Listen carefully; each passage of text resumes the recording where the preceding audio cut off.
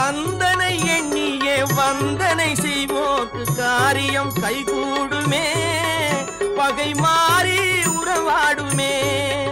சிவமைந்தன் அருளாலே மெய்யறிவுண்டாகி மேன்மை உயர்வாகுமே.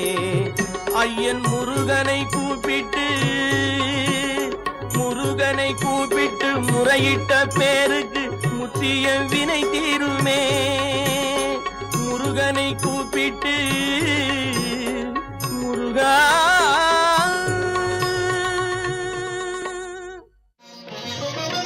நெற்றிக்கண்ணில் உதித்தவனே தாலேலோ, வெற்றி தரும் வேலவனே தாலேலோ.